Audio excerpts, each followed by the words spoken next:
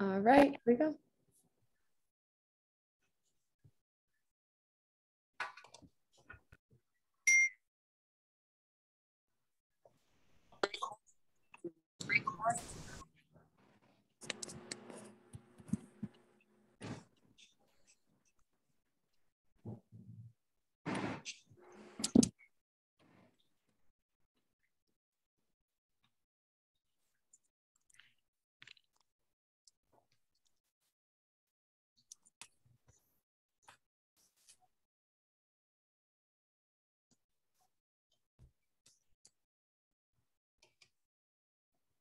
So many beautiful people. Okay, I think we'll go ahead and get started as people are joining. My name is Brooke Hudson, and I am the producer of Omaha Fashion Week. And this is going to be a great discussion tonight. This is called Making It with Developed Model Management. And this is all about making it in the fashion industry. And we have, as models specifically, and we have a great lineup of guests tonight who are going to be sharing their personal stories. But before we get into their story, I want to introduce Alyssa Diltz, and she is the owner of Developed Model Management, and she's also the casting director for Omaha Fashion Week and a very dear friend of mine.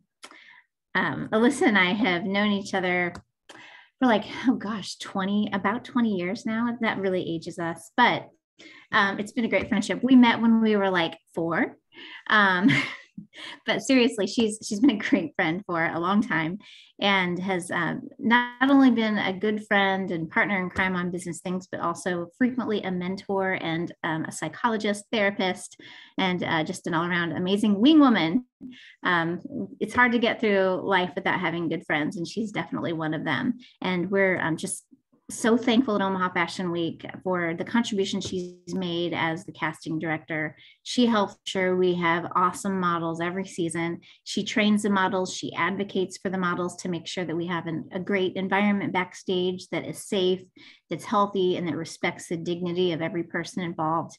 And the influence she's had on our backstage operation and just the whole community here has just it's just been remarkable. And this is a really special year for Alyssa and Developed Model Management. She is celebrating now the 10-year anniversary of Developed Model Management. And that is just such a huge milestone for somebody in business. Most businesses don't make it past 3 years. So for her to have operated this business for such a long period of time, and now it seems like she's hit her stride. And the woman travels constantly. She's on the phone with people around the world, placing models. She's an international fashion agent. But honestly, just doing incredible things and just making the careers of models in Omaha and around the Midwest and sending them all over the world. So huge testament to her, huge props to her for everything that she has done to support models and to support our fashion scene here. And also for being an amazing friend. I love you. Okay, so with that, I'm going to turn it over to Alyssa. Thank you. Thank you so much. What a good introduction. I love that.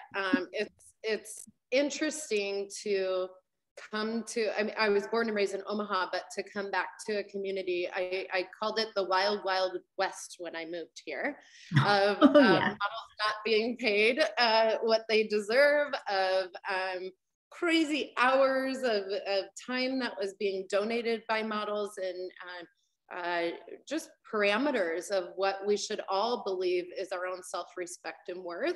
And being an advocate for the models that I represent and beyond, even for our community, is something that gives me great pride. And I really love my partnership with Omaha Fashion Week and why it continues going. It's going to be 10 years for us as an actual sponsor of Omaha Fashion Week and casting director this August. And I couldn't be more proud of that work because we do it together and it's such a community.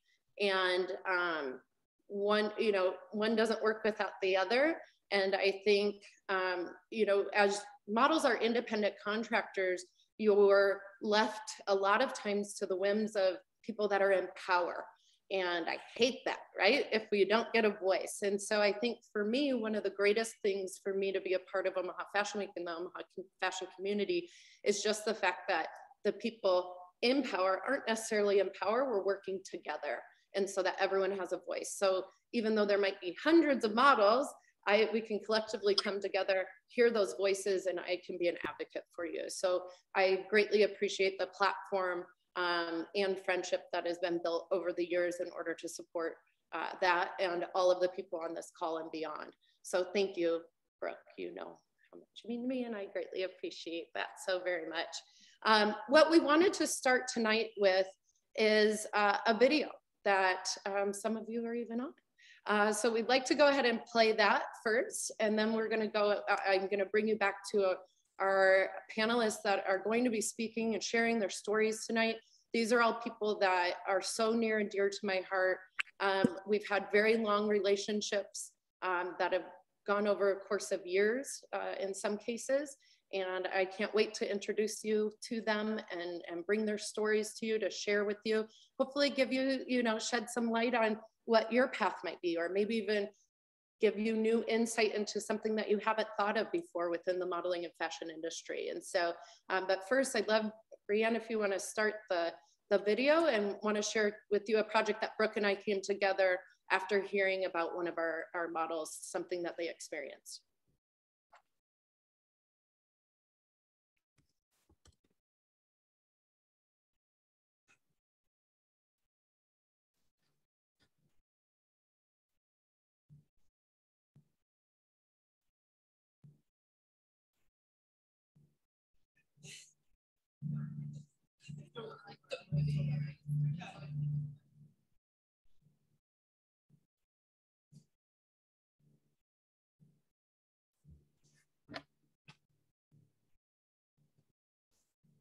One of our models received this text.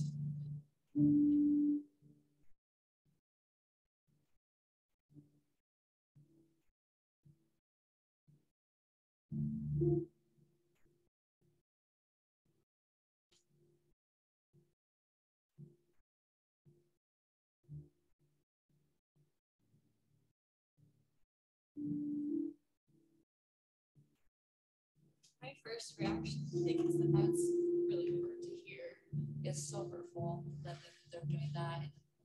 I screamed. She had to hear that and she wanted to accept it, and then to reply in that manner is just unacceptable. It's not okay.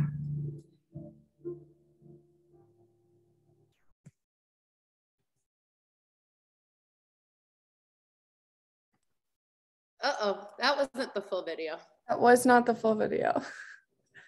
That's all. Is that the full video you have? Give me 1 second, everyone, and I will pull that up. And I'm trying to think of where that might live. I may be able to grab it from YouTube. Give me 1 second. So just to clarify as well, your speakers were on. The actual text message we did not share with everyone. In the video, you're just looking at the reactions of our models because it's very personal what was said in the text, and we just wanted to share with you reactions and then that conversation.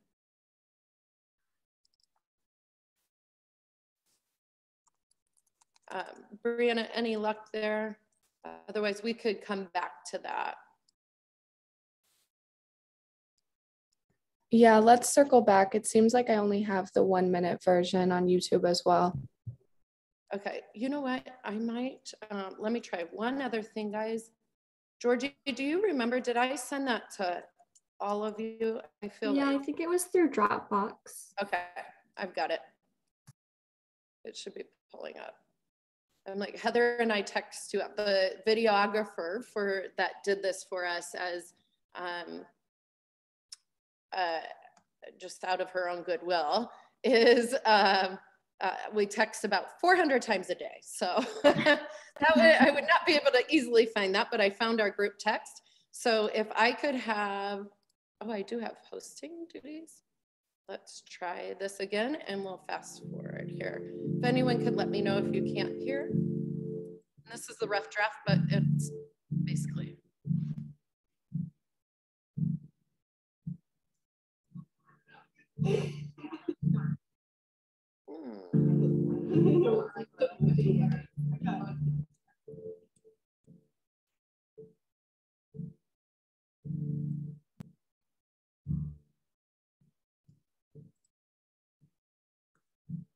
One of our models received this text.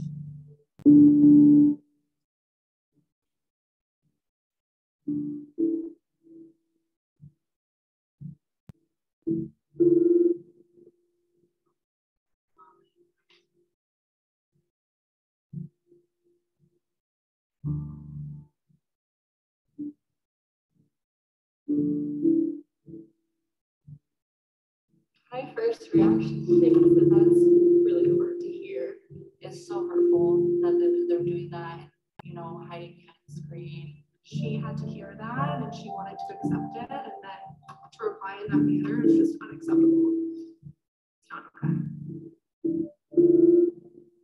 And especially this form of bullying when it comes to body image, I think is so harmful in an industry where body image is something that's very touchy in this industry. We already have to build up a thick skin to accept that criticism from the clients that we're working with.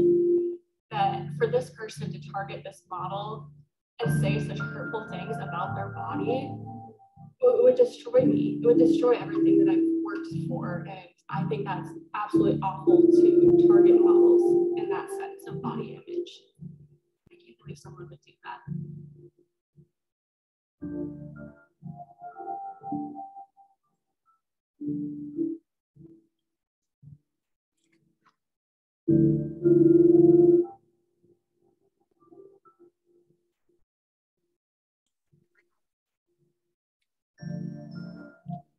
The Develop family is such a great resource. This agency is just so apparent how much everybody cares about each other, and that we all will go out on a limb to help any of our fellow models.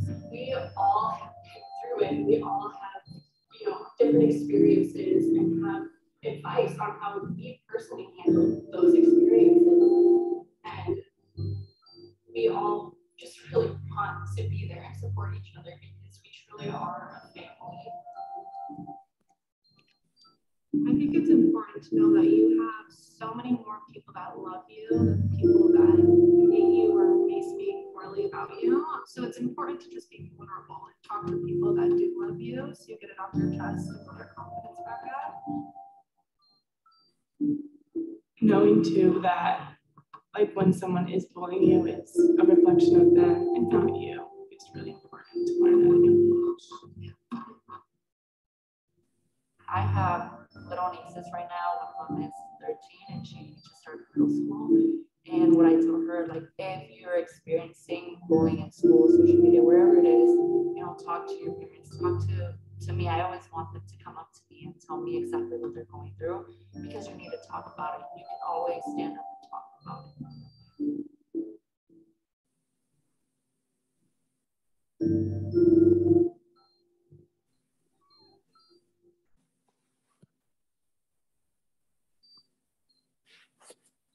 So I mean, we said it in the piece, but the biggest takeaway for me, we went into this having this issue of this horrific bullying that was going on, and just a little bit of inside information. It was a text that was sent from a classmate not involved in our community of a model that we represent. And she had acted as if she was an agent in a New York agency and said, we would, something along the lines of, we would like to offer you a contract and representation because of your deformed body and ugly face. And we have a new division coming out as such. I'm paraphrasing, of course, but that's how it hurt and how it was read. And our model responded. And it was, she wasn't like, oh my gosh, who is this? She was like, oh, great, I'd love to meet you. And I think that really speaks, until she did some research calling me and saying, what is this? And I said, oh my gosh, that's not even a real person. I deal with these agents in larger markets every day, and I don't know anyone by that name. And so anyways, we came into this asking our veteran models to come together, and I didn't have an answer. Honestly, I was like, what do? We can't tell people to stay away from social media. We can't, it's in our lives. It's from the test of time, beginnings of time, that bullying occurs. I deal with it. I was telling someone, I was reading a wall text that someone sent me that just was so in another field of like reality dimension that wasn't real or wasn't true. And they were saying such awful and mean and hurtful things to me. I deal with that as an adult. And how do you deal with that as a person just starting out in your career? And Brooke and I didn't know what we were going to do or what we were going to say, but we were going to see what the reactions were. And my favorite part about that day was coming together and saying, let the voices of support and love outweigh those that are negative, because that's all we have control over. And that I thought was really impactful.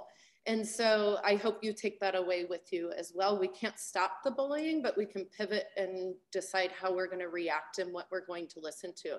And of course, in any type of advice situation that people are giving, it's really easy to tell the advice. It's really, really difficult to live it. And so I think the other piece of that is lean on your fellow models, lean on this community, lean on me, lean on Brooke, lean on, again, the other models. And that was just, I have full body goosebumps talking about that right now, because that's what I live by. That is my credo, is like, let me be there for you. Let me advocate for you.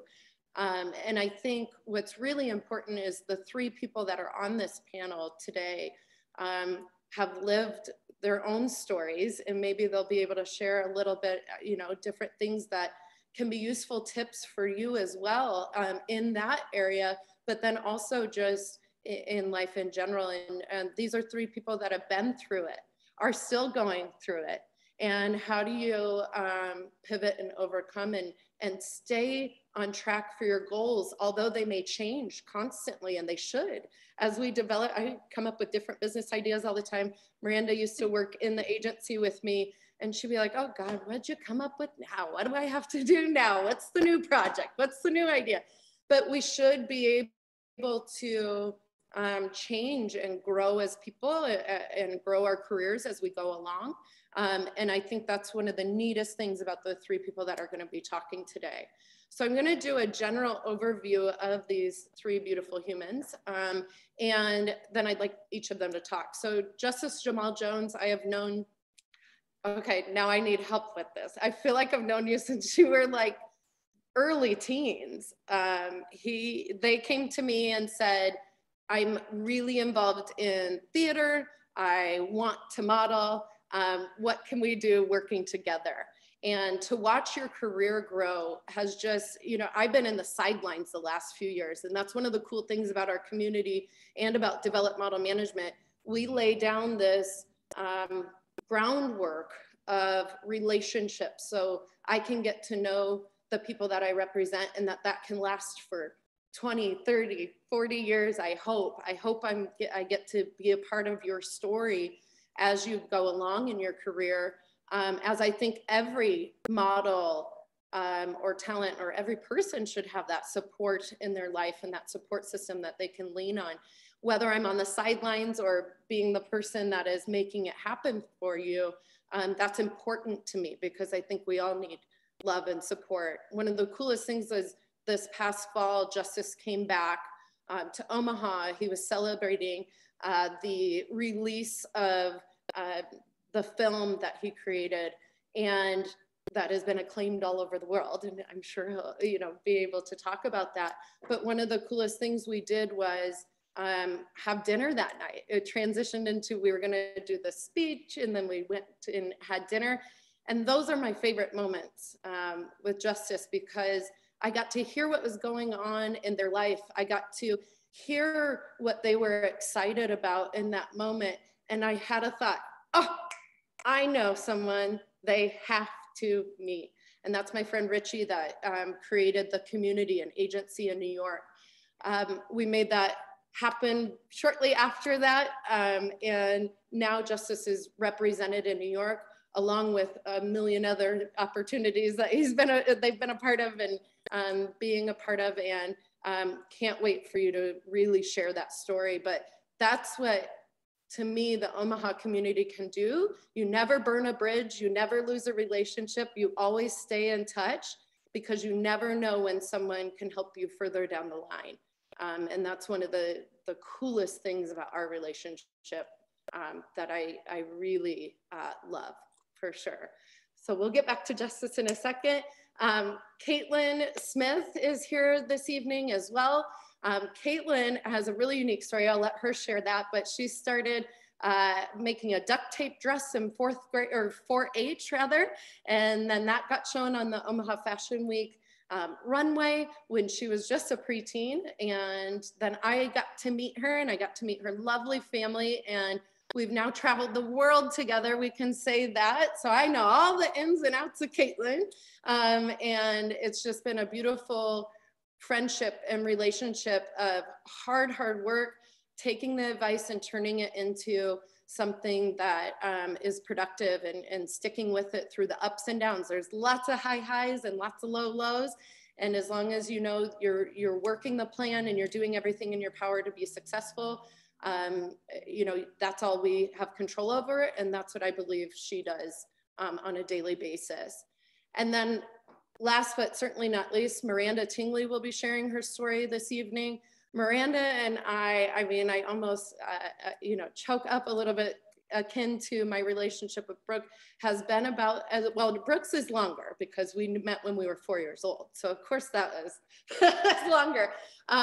But Miranda was one of the very first models that I signed here in Omaha. She had been with other agencies prior to that, and her story starts when she's very young. I met her when she had very set goals of what she wanted to accomplish in this industry after graduating high school. And we got there together, and she got to travel the world. And even again, it goes into long-term relationships, losing touch over the years, but always being in each other's lives. She moved back to Omaha to be closer to her family. And this was a few years ago. And I picked up that phone and I snagged her up and I said, "You get over here." She came in that day and started modeling again full-time with us, and then started working as an agent and model mentor. I think she has a very unique perspective to share with the models, because she's been in, you know, shoots where they've had to like cut the toes out of and sew her foot into it, and all these crazy stories that she can share. And I think for all three of our panelists tonight, that's where it all comes back to, is the more we share, the more we feel supported. And that's ultimately what we can give back to our community. And that's what I'm excited for this evening. So without further ado, that long-winded introduction and my big love fest for these three panelists, I'd love to start with Justice sharing your story and your perspective. Hi, everyone. I'm Justice Jamal Jones. Thank you so much, Alyssa, for that great introduction. It really warmed my heart on this like cold New York night. So I guess my story really starts as like a young kid in Omaha, Nebraska. I was always really involved in theater. I think my first play when I was like 3. And I just kind of fell in love with performing and dancing and singing and all of that. And that led me to do like work in Omaha, I think at like the Omaha Community Playhouse and like the Rose and things like that. And then all of a sudden I kind of got to a certain age, and my mom had been a model, and I was really interested in like what that was like and that type of world. And I felt like there was some sort of, I started to learn that there is like a connection between modeling and like acting and performing. It may not always be verbal, but there is a storyline. There's a storyline that you're telling, and that's really exciting to do through photos. So that led me to starting to work with Alyssa while in high school. And then I ended up moving to New York. I ended up going to NYU to study acting.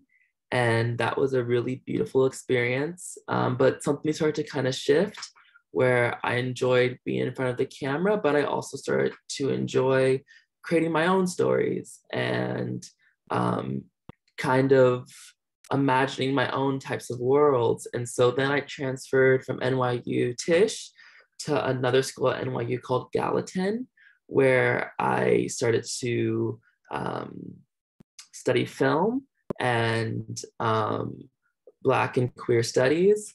And I kind of like wrapped that all together and put out my first film called How to Raise a Black Boy. And that was about 2 years ago. And that ever since kind of like did a lot of really amazing things. It premiered at Atlanta Film Festival. It recently just screened at Sundance. It's now screening at the British Film Institute in London. It's just like really cool. It's like really cool to kind of like give birth to like an artistic child and see it grow up and go out and do its own thing. And now I'm working as a director, an actor, still as a model. I recently just did a commercial for MTV, and I've started to do a little bit of like contributor kind of work in news. I was like on this panel for ABC. So like when your parents are up at night and they're like talking about politics, I'm one of those people now. So that's fun. I get to like argue with people. And I think that's exciting because modeling and performance gave me that type of confidence to like hold space and to, I guess, hold space and then make that kind of change. Because I think right now, like Gen Z and millennials, we have so much pressure on us to like change the world because there's a lot of like really screwed up stuff happening. And we have to use our platforms to really get in there and make the changes that we want to see. Sorry, that was really long-winded, but hopefully it like made sense. I loved it. And everyone, I dropped the Vimeo to How to Raise a Black Boy in our chat. I cannot stress enough how important it is that you check that out, as well as follow Justice's journey. I mean, the ABC News last week, I couldn't even contain myself.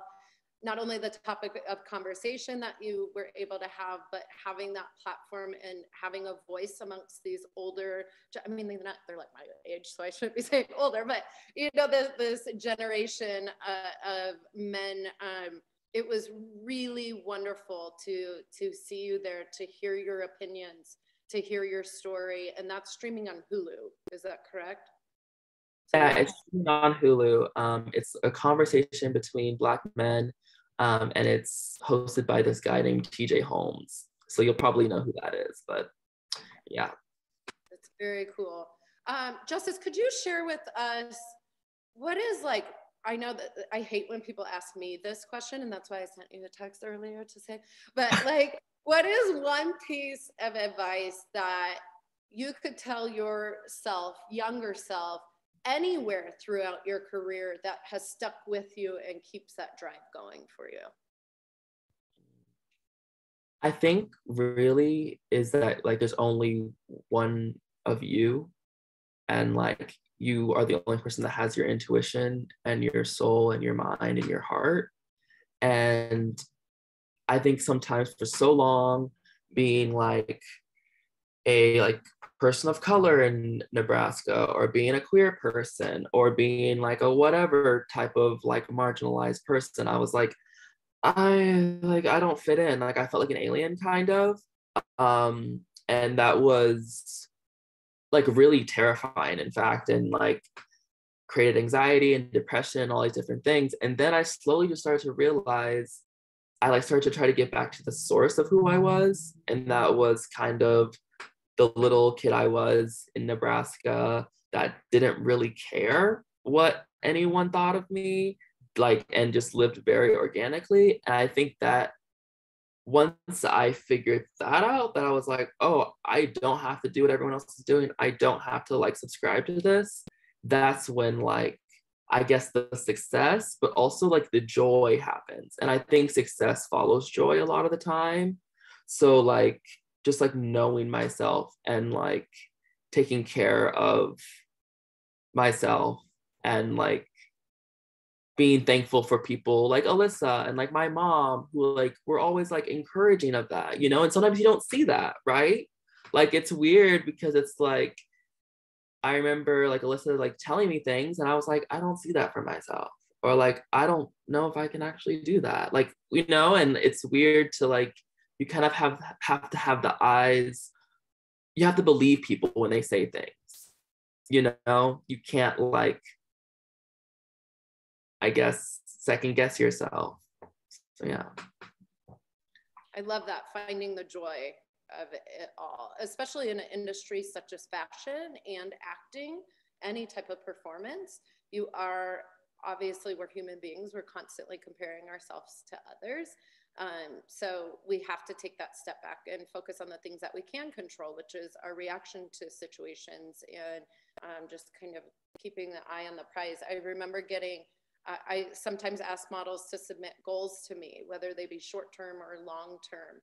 And there's one of our models, Zaleski, who had written one in 2020 pre-pandemic, and 3 of her 5-year goals she met in the last year. And I screenshot, she had handwritten them out and sent it to her. And you know, that joy of setting out goals and achieving them, you know, gets you through the day for sure. So thank you for sharing that with me. If anyone has questions for Justice, I would love for you to drop them in the chat and Bree can kind of read them back to us towards the end. But let's hear from Miss Katelyn Smith. We'd love to hear your story. I know I briefly talked about it, but I feel like it was so brief. So can you tell us all about you? Yep. Hi, I'm Katelyn.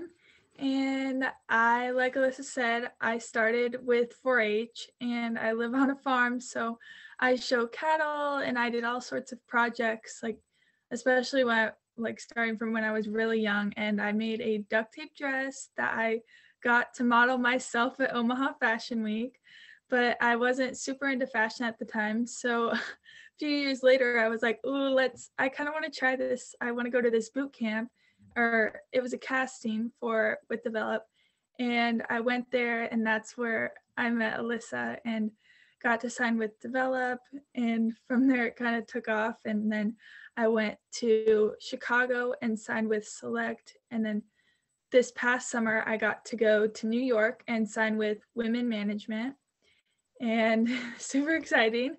And then I did a show with Proenza at New York Fashion Week, and that was super, super exciting, and one of my biggest goals that I really didn't think I was going to achieve, but I just have so many amazing people backing me, like Alyssa and Miranda, who helped me out so much through all the boot camps, and I just tried to learn everything I possibly could.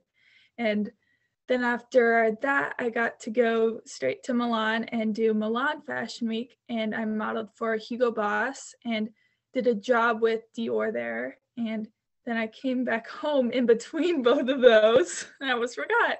And I got to go to homecoming, but then I flew back to Milan. So yeah. Absolutely. And can we please talk about one fangirl moment where I also got like bug-eyed and looked over at you? We were backstage at the Proenza show.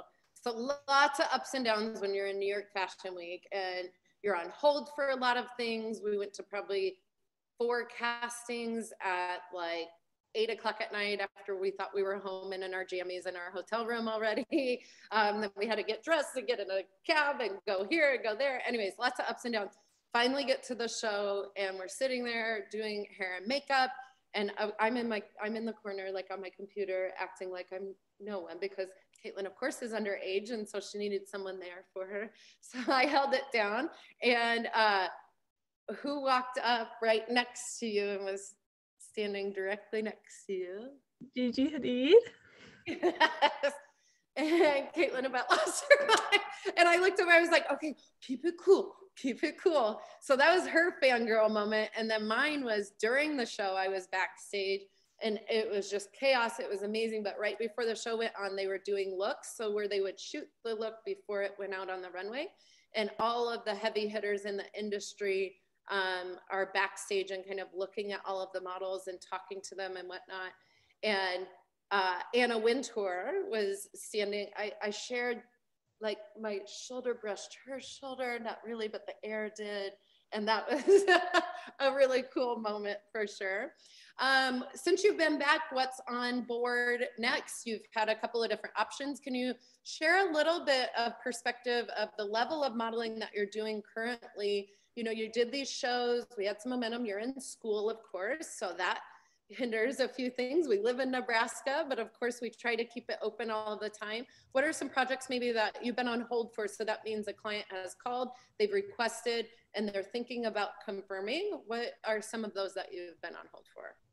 Yeah, so like you said, it's kind of difficult because you don't know and you're just waiting a lot. But one of the ones that I was waiting for a long time was the Laura Mercier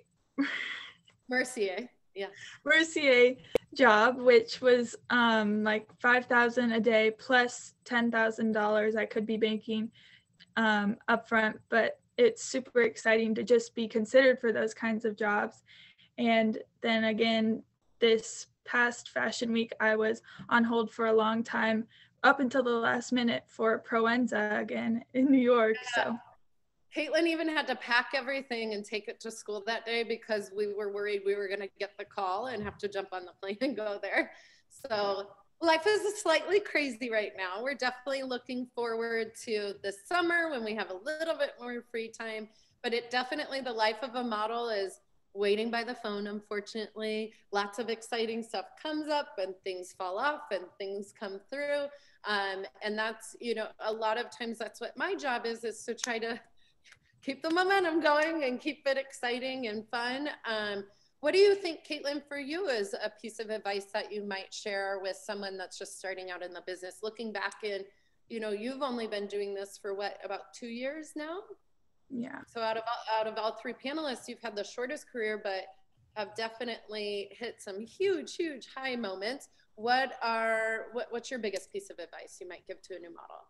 I definitely think if you have an opportunity, you need to just take it, because COVID was hard because right when I got started, that happened. So it held me back. But with photo shoots, I tried to take everything I could get and learn as much as I could. And I was home, so I could spend all this time like focusing and trying to get the 10 things, trying to make everything better, setting goals and all these things. And I think just knowing that you don't know what's going to happen, but you can control what you can control. And just doing that, you have to be confident in yourself. So.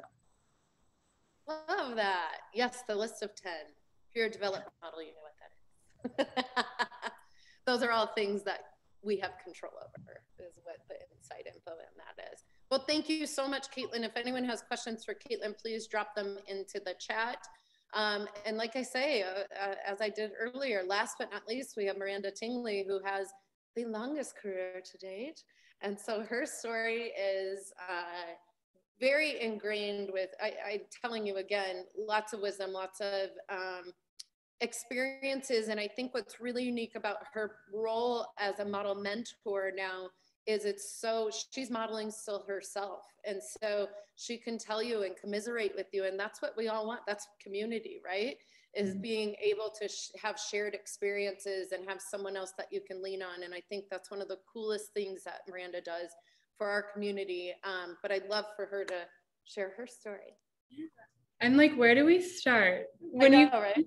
It's one of those, even Alyssa obviously messaged me the past few days, kind of letting me know what we were doing, but she mentioned, you know, bring up when you first started, or even the Instagram that Omaha Fashion Week so graciously posted to bring traction to this meeting, was mentioning how I was the first one to walk on Omaha Fashion Week's runways. And I'm sitting here, and to me, it's crazy because I'm like, when you step back and you look at your career, you don't really realize where it started and how long ago that was until it's kind of in written form. Or the worst, Facebook, when it's like, on this day 10 years ago. And I'm like, 10 years ago, I'm like 102 in model years. What does this even mean? But of course, as Alyssa mentioned, it's really nice being on the back end of the industry because I also kind of know the ins and outs. So what was in a few months ago is now out. What was out is now in. And what used to be out were models that are a little bit older. But now the great thing that Alyssa and I actually found out probably 6 months ago is that, 25-year-olds are like the new 18. They want the mature models. They want the models with experience. So I'm not even going to bag myself on having the oldest career. It's actually worked in my favor. I've really booked some great jobs. Alyssa and I joke that I've gotten some of my best clients after the fact, after I claimed I would retire and be sitting behind the desk and kind of doing the agent thing. But it's just proof that, you can kind of, even regardless of what the industry is saying, regardless of what society is saying, if you defy the odds and you work towards what you want, you can really accomplish anything.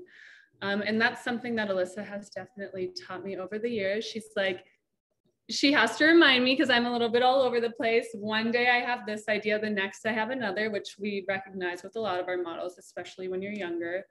But she always kind of asked me to verbalize what it was that I wanted, and then she helped me get to that goal. So ultimately, my relationship with Alyssa, similar to my mindset with everything, kind of all over the place. But every time people ask me about my career, whatever it may be, I say, I started at A, I'm working my way to B, then C. But my one constant, I think I counted the other day, I've lived in 18 cities, 7 countries. My one constant is Miss Alyssa. I always come back, whatever it may be. And so definitely a full circle situation, but in terms of career, who I am, what I'm about, started when I was really young, 9 years old. It was kind of for fun. I was that very awkward, lanky, I always refer to myself as like a little ramen noodle back then. And you see these supermodels and everybody wants to be them, but I'm like, in high school, a lot of times they weren't necessarily considered the coolest girl or, the prettiest girl, give or take. Of course, you're stunning in everyone's eyes, but you get caught at that younger age. And so basically people saw me as a very tall, lean girl. And I'm not that old, but back in the day, not everyone was modeling. We didn't have social media, so it wasn't normalized. You couldn't reach out to agencies on Instagram. They couldn't scout you from hashtags. So I was scouted in a shopping mall. I know a few people have that story as well, but I was scouted. I went to more of a modeling school situation, also kind of playing around, not taking it super seriously, but I had enough experience that when I came to Omaha, I was able to grace the Omaha Fashion Week runway. This was before the Kaneko days. And then that turned into my relationship with Alyssa. And then from there, I was overseas, Asia. I worked in a few countries there, worked for some big names, and then worked overseas in Australia. And even now I'm bouncing around. So similar to Justice, I'm like, long story short, we could go on forever.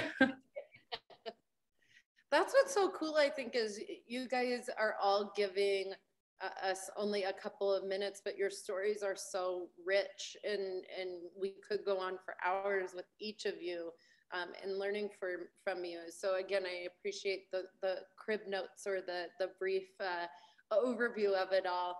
And I think with that, Miranda, I mean, you have, because you have been on this side of things, such a unique perspective of what is that one piece of advice. Of course, we always come up with, okay, and then there's another one. Oh, and something else you need to know. Oh, and then another thing is, but what do you think keeps you going, or what is important to you?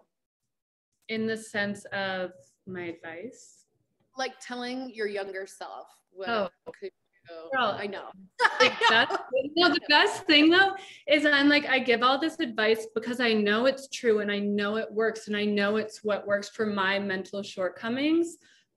But it's also like, sometimes I sit here and I'm like, I got to remind myself what I'm telling these girls and guys, because it works. It's true, but I still struggle it with myself.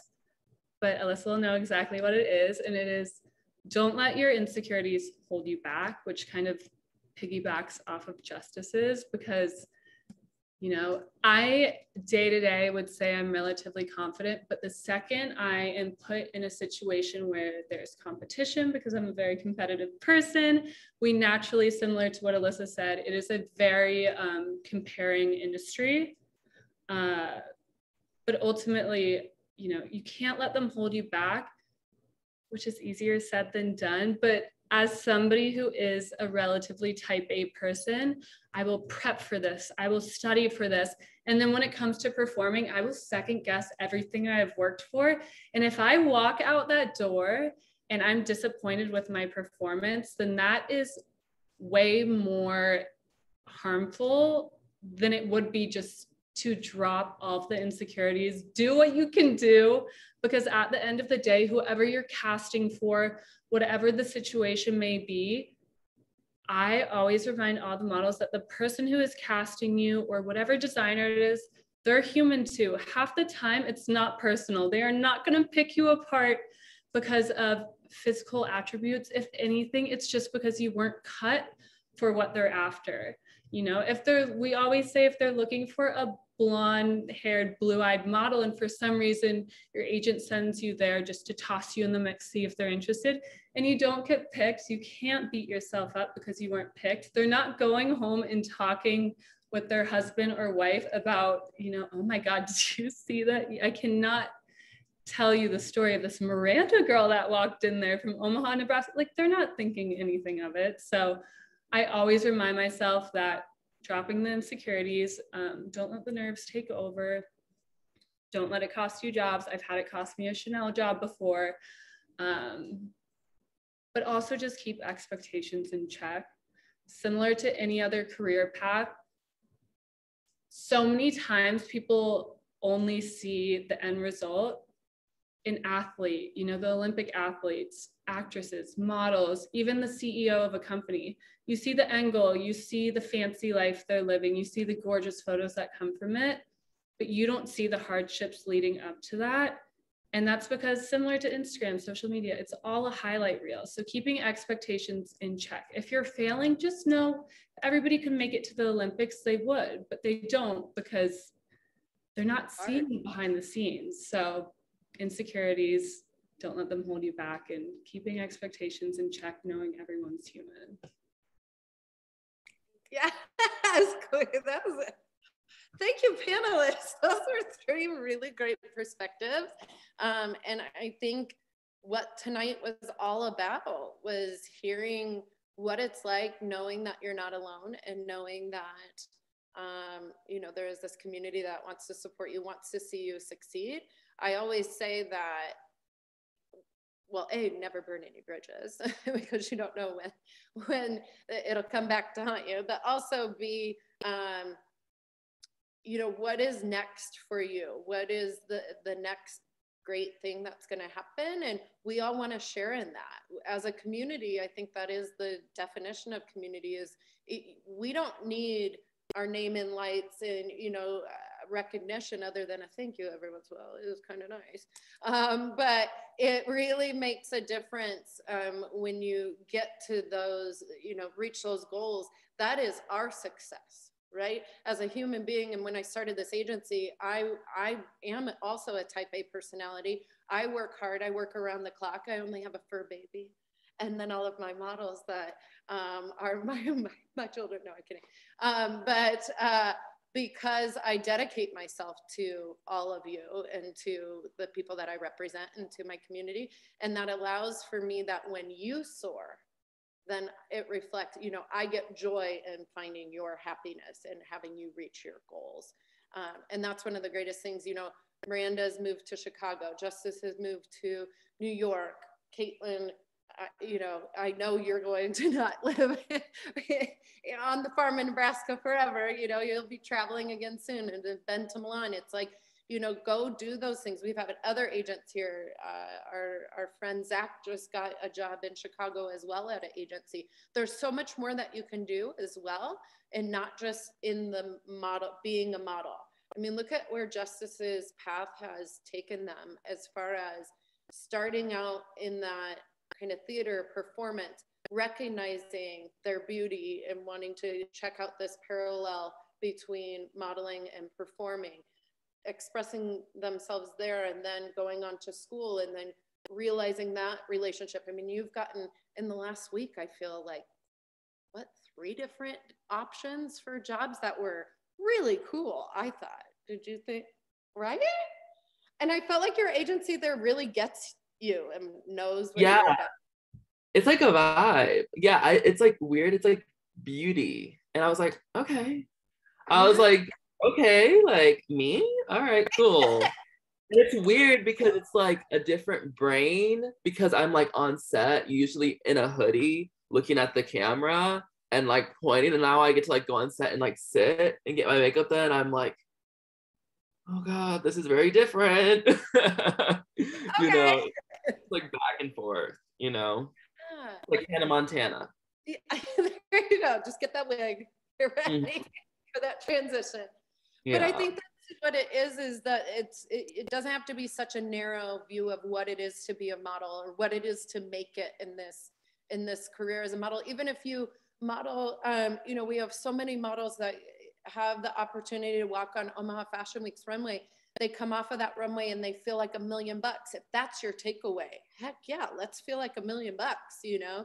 So I think there's just so many different definitions of success. And I just feel so lucky to have you all as part of that. I get to be a part of your community, that Omaha Fashion Week gives us this platform that has helped us in little ways and in great ways in order for us to reach our goals. So with that, does anyone have any questions? I can't believe there's no one has a single question, especially my models. Come on.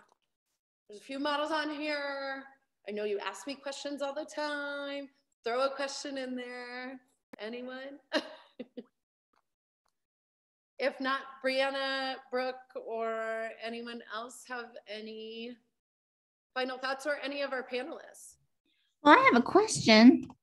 Yes. I got a question. Can't type fast enough. Okay, so I want to know, what's the craziest thing any of you have ever been through in this industry? Give me the good, the bad, and the ugly. Ooh, Miranda. Yeah, let's start. Justice, what do you got for us? Any good, bad, or ugly? Craziest thing you've seen, experienced, been a part of?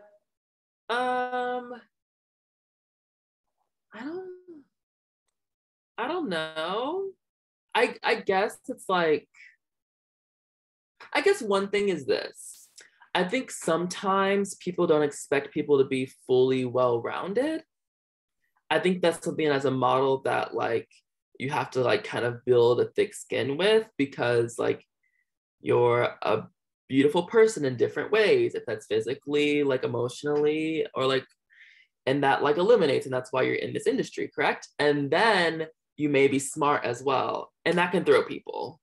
You know, it's like I will be like on set and they'll be like, oh, so like what do you do? And I'm like, oh, I'm a film director. And they're like, oh, really? So like, where did that passion come from? And I'm like, yeah. They're like, so how are you doing that? I'm like, no, I literally just did a commercial on MTV.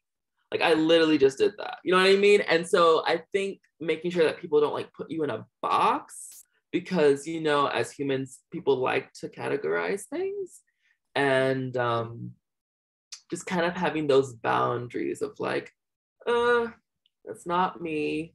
It's not what I do. This is what I do. And yeah, and even like back to the bullying video, I think it's also like knowing that people have a lot of ideas about modeling that aren't true, because it's a very much like fantasized job.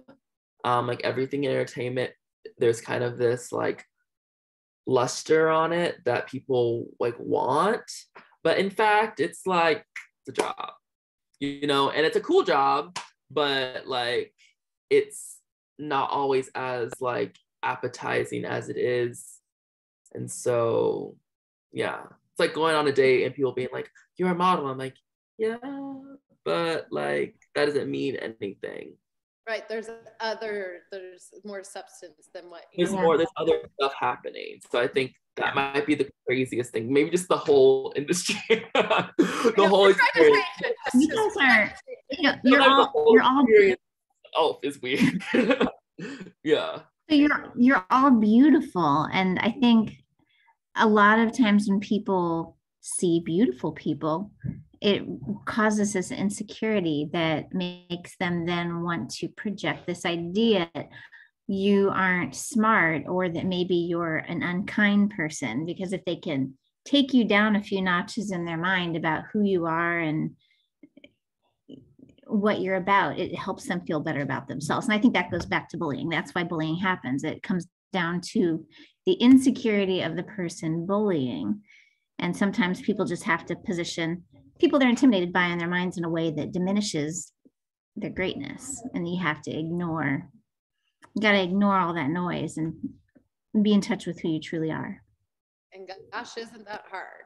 So hard. Modeling is crazy right now. Sorry to interrupt, but modeling is just like crazy right now with COVID. It's just weird. Like there's like a weird mask, then you have the mask, then you don't. And so like, that's just. Yeah, navigating that whole side of it for sure. Katelyn, do you have a story that you can think of? I'm thinking something crazy was the 300 random people at the Hugo Boss show that were just there to cheer for 5 hours. That was crazy. Absolutely. They were dressed in like Hugo Boss colors, I guess. I don't know. But they legitimately had to dance for 5 hours. Like act like people in the crowd. Yeah. Were they like paid to do that? We're pretty sure they were paid. Yeah. So they hired like their own like hype club. Yeah, because it was all part of the ambiance of the show. They also had a marching band. They had cheerleading letter team, jackets. Yeah. All of the things. They had the minor league baseball team in Milan, Italy was like throwing balls at each on the sideline. It was a lot. It was crazy. That was a fun show. Yeah. Definitely. Miranda, what's your craziest thing? I don't even know. It's the weirdest industry I've ever been in.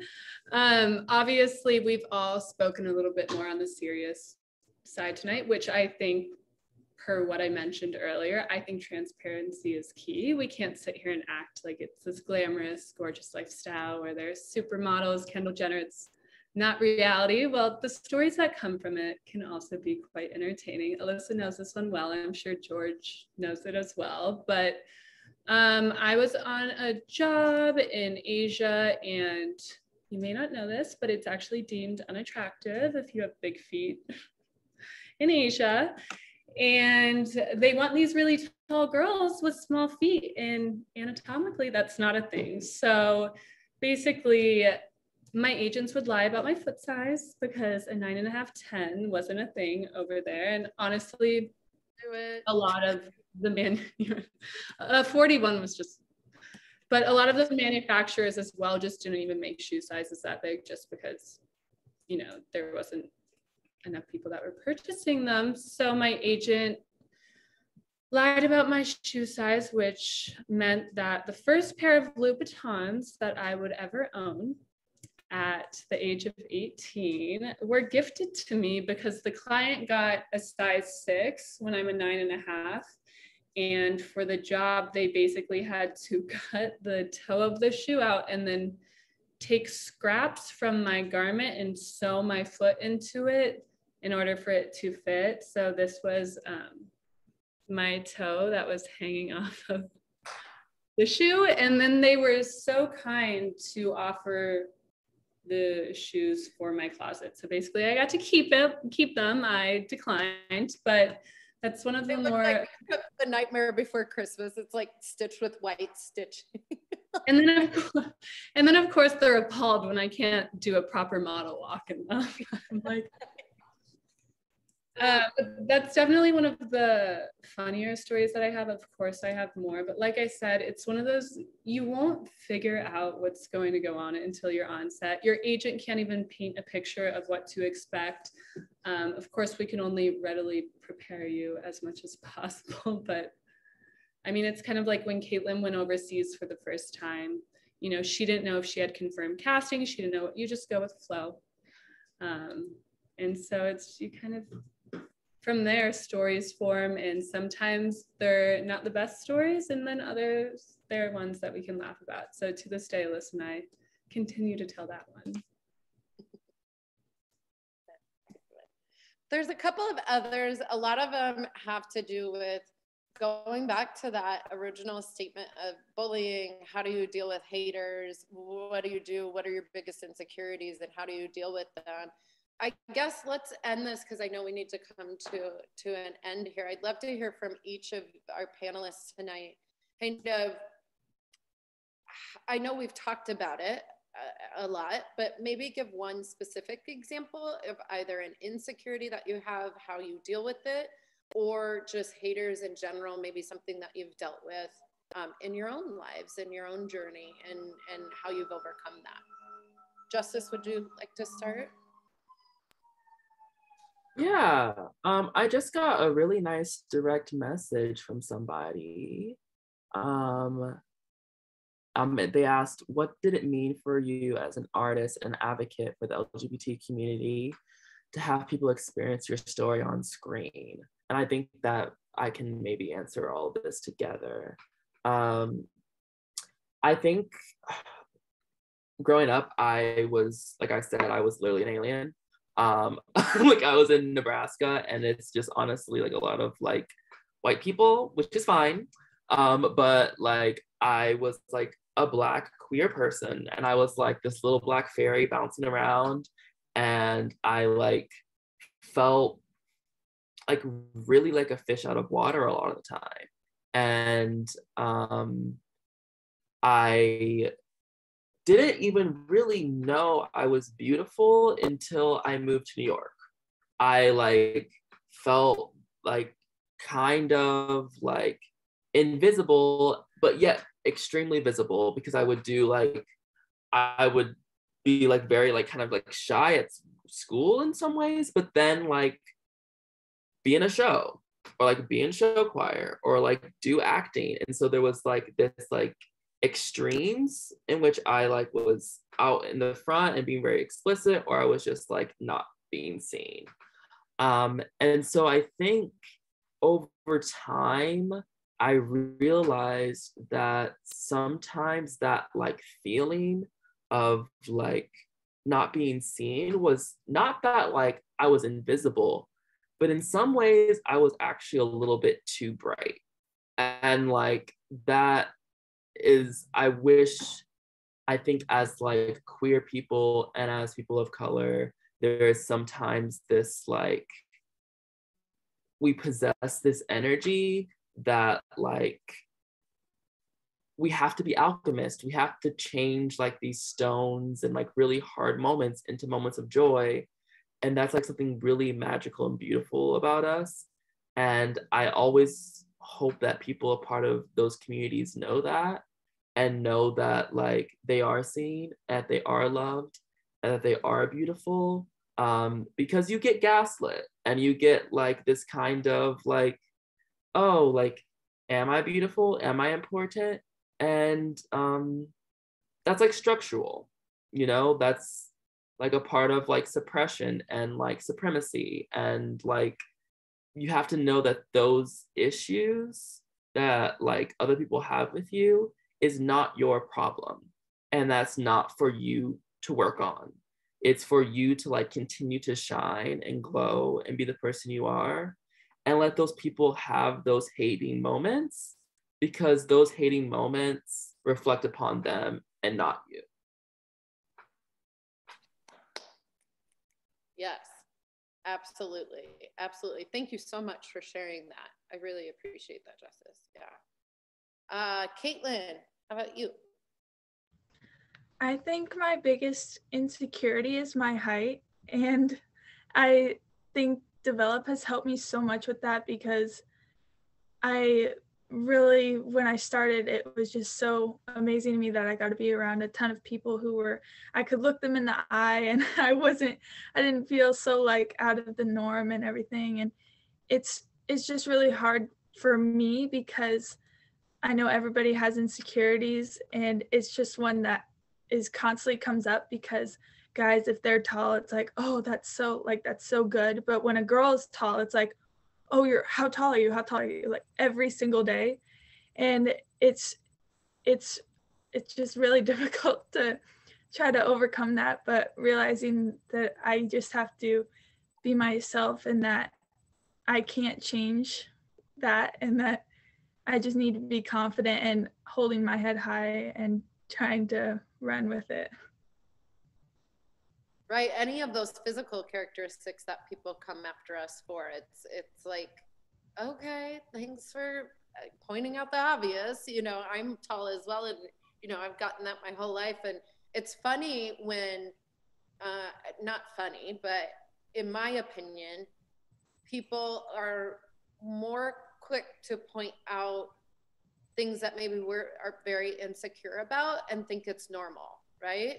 And so that becomes, you can't even speak about it. You can't say, wow, you hurt my feelings. And it's these microaggressions that can really do damage if we don't talk about them, or have shared experiences, or have places to go that are safe in order to feel normal around people that are like you, you know. And I think that goes back to community as well. But, you know, I think people give themselves permission to call out, wow, you're tall. How's the air up there? I mean, how many times have I gotten that? And it's like constant in your life. They always say things like that, and they don't necessarily mean anything by it, just like every microaggression, right? But it's hurtful at the same time. So I applaud you for like finding inner strength and all of that, for sure. Just trying to take it with a grain of salt. Exactly. All right, Miss Miranda, what do you got for us, my love? Well, it's kind of perfect, because we're all falling up into one, and you can see similarities, right? Which proves that we may all be from different walks of lives. Katelyn explained a completely different, you know, how I got into this industry, as did Justice, as did I. But when you circle back, we're all in the same industry. We're all in the same boat, because exactly what they both just explained is my insecurity as well. For most of us, it can be physical. I mean, it's a very physically based industry.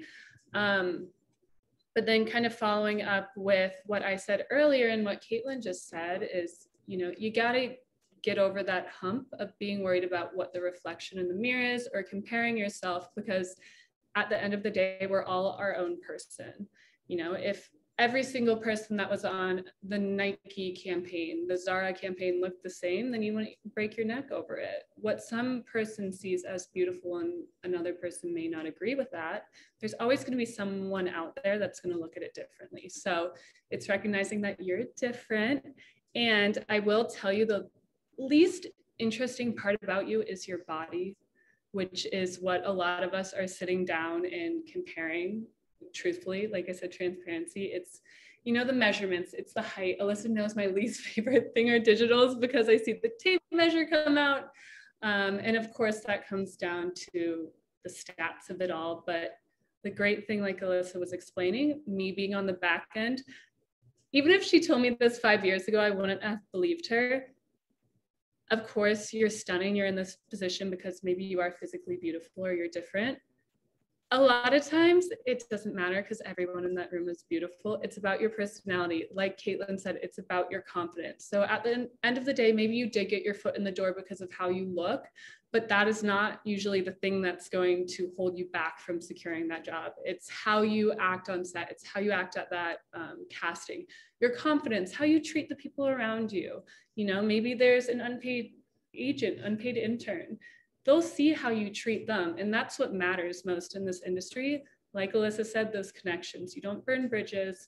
It all comes back around. So for me, of course, I can sit here and I can say, you know, what's my insecurity? Maybe it's my measurements. Maybe I've always had bigger hips than a majority of the girls that I'm up against. But I've come to realize that in 2022, You know, it's not that number. It doesn't matter anymore. It's the confidence. It's how you perform on set. It's showing up on time. It's showing up early. It's showing up with the proper model bag, being prepared, following agent details, you know, doing your job. We're all here to do a job. So it's overriding the insecurities and flipping the script and being appreciative that you're in that position, you know. Perfect example, Alyssa booked me on this great repeat client. The kind of crappy part was not only was I nervous, I've never done anything like this, but I had to drive 10 hours to be there, right? So I can sit in this car and I can be upset that I'm going these long lengths, but I arrived there and I think I was the most energized person there when I know the other people's journey was an hour. But that's because I'm sitting here and I'm like, I've worked for this, you know, I'm actually not insecure. I'm confident because I know I earned this. So it's about flipping the script, being thankful, being appreciative of the agents, the staff that's working around you, the other models on set, and fueling yourself from that energy and trying, like I said, going back to what I said earlier, do not let your insecurities hold you back. Preach, Miranda, yes. All of those things, those are all things that, you know, I think I've said over the years. Of course, that comes down to Miranda seeing that and then believing it, right? I think when people are like, oh, you've drank the juice. Yeah, drink the juice of like professionalism and seeing the results of your labor. The one thing I want to say, kind of to wrap it up here for us tonight is, you know, very inspirational stories, lots of support and positivity coming out from tonight. And of course, that's what we always want to talk about, but also know it's hard. It's hard, you guys. There's bad days. I know, Amanda, you were putting in here, like, how do you deal with when you're struggling? We have bad days. Monday, this week, I wanted to be in bed. Miranda and I had an 11 a.m. call, and I was like, I hate my life and everything that's going on. And we have to, you know, she's my best friend. And so I was like, hey, girl, not today. Like, I got to do work. I've got to focus on this other stuff. Can't talk, you know, plans and happiness today. And I think give yourself that grace. Like, there's going to be crappy times. There's going to be jobs that you really wanted that you're not going to get. And if you can weather that and still come out positive, like, you know, I go to the gym every morning and like, that's my happy place of getting, you know, back to a headset that I know is right. I know what I preach is true. I know what we're talking about tonight is true. And if you do it and follow through with it, it will come when it's supposed to. We always say when the moon, sun, and stars all align together is when it's supposed to happen. It's never, ever, ever going to happen when you want or how you want it to. I don't believe it's going to come in the unexpected moments. But if you follow the things that we talk about, if you believe in yourself, if you believe everything that we talked about tonight and the panelists talked about, that's the true light to live in. Just like the bullying, who cares about the negativity? It's part of life. To live in the light. That's how I choose to live my life and how I choose to try to bring that message to all of you this evening. Brooke or Brianna? That was awesome. Yeah. I'm sorry, I have nothing else to say. I'm just like, yes, I'm basking in the light of the positivity here. So this has been really great. Our panelists have been awesome, and there's been some great comments that the people on the call are very inspired by your stories and your courage in sharing them. So deeply thankful for your tonight. And Alyssa, you know, I love you. Love you so much. So with that, if nobody else has questions, I guess we can wrap it up. Oh, by the way, here's a good thing to think about.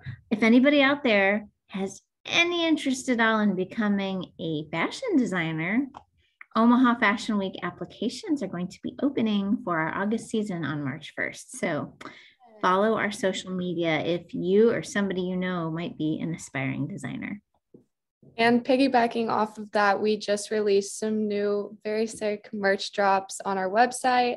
We have a streetwear tee and our classic tee out. So you guys should check those out if you want to rep Omaha Fashion Week. Love it. Thank you for this platform and having our panelists here. Thank you to our panelists. Your stories are so important to share with others. And I appreciate you giving your evening to us, and for Omaha Fashion Week for having this and having us this evening. Thank you all.